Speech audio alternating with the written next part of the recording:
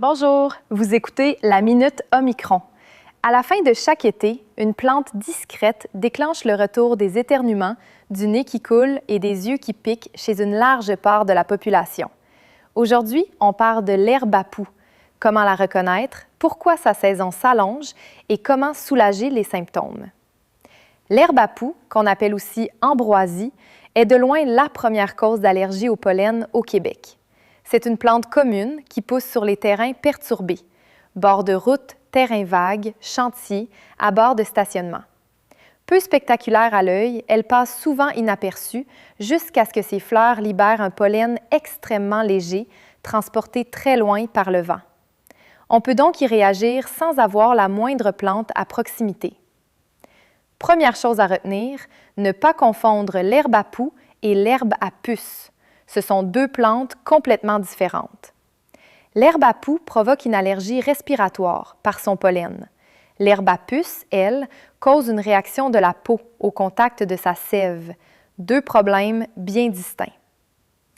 L'herbe à poux marque la dernière grande vague de la saison des allergies après le pollen des arbres au printemps et celui des graminées au début de l'été.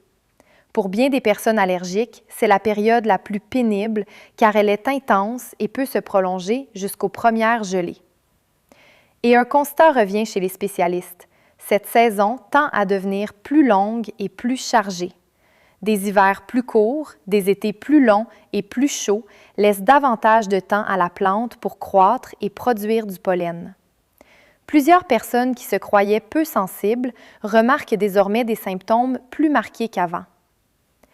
Pour se protéger, le premier réflexe, c'est de limiter l'exposition.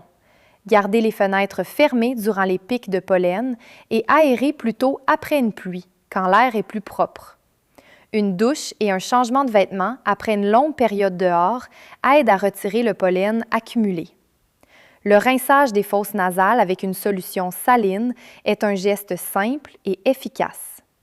Et à plus grande échelle, l'arrachage de la plante avant sa floraison, mené par toute une collectivité, réduit la charge de pollen pour tout le monde. Quand les mesures de base ne suffisent pas, différentes options existent. Antihistaminiques, vaporisateurs nasaux, solutions pour les yeux ou désensibilisation dans certains cas. Plusieurs produits sont en vente libre, mais leur usage gagne à être encadré. Et certains signaux invitent à consulter. Des symptômes qui nuisent au sommeil ou aux activités, une toux persistante, un sifflement, un essoufflement ou la présence d'asthme. Si vos symptômes persistent, Clinique Omicron offre la consultation en personne et la téléconsultation à nos points de service au Québec. Le lien vers l'article complet est dans la description. Article rédigé par Geneviève Dosti, rédactrice santé chez Clinique Omicron.